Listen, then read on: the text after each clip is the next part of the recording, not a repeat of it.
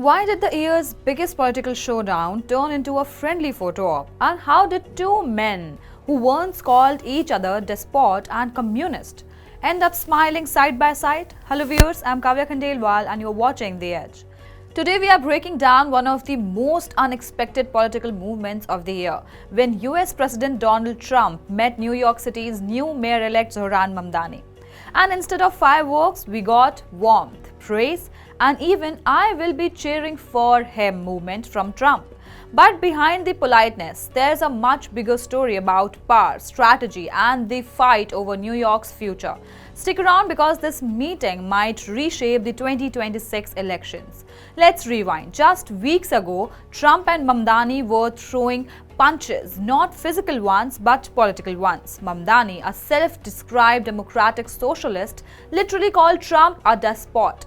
During his victory speech, Trump's team fired back by labeling Mamdani a communist coming to the White House. So when the White House announced its meeting, everyone expected tension. Reporters were ready, commentators were ready, the internet was ready. People genuinely thought we would see a storm. But when Mamdani walked into the Oval Office, something completely unexpected happened. The two men get along. Not fake smile, camera only, awkward head nod, got along. Actual rapport? They joked, they praised each other.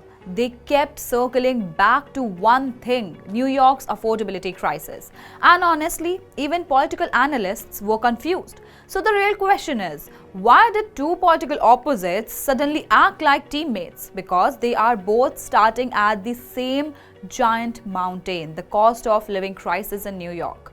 Rent insane, groceries up, transit struggling, inflation still hitting families. Trump rode back into the White House last year by hammering inflation. Mamdani became mayor-elect by talking non-stop about rent freezes, affordable housing, and everyday struggles. They might disagree on everything else, but affordability, that's the one issue neither of them can afford to mess up.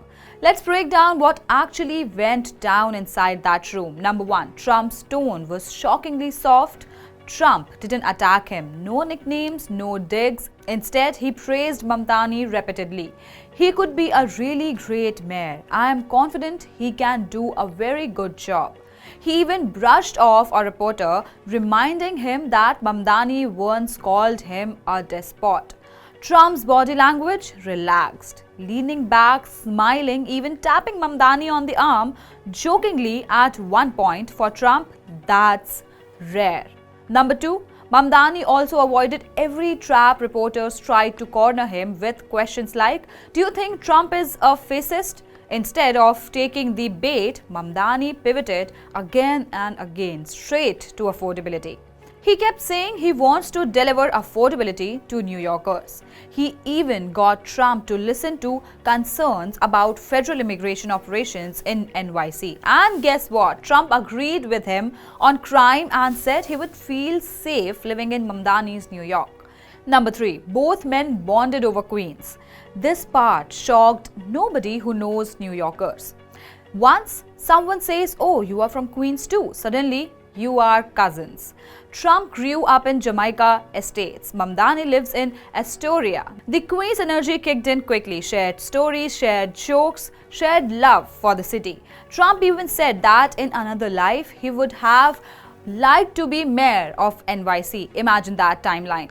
Number four, the big political twist. Republicans were reportedly planning to turn Mamdani into the face of Democrats for the 2026 midterms, calling him anti-police, anti-capitalism, and anti-Israel, a perfect target. But now, a smiling Oval Office meeting ruins the villain narrative.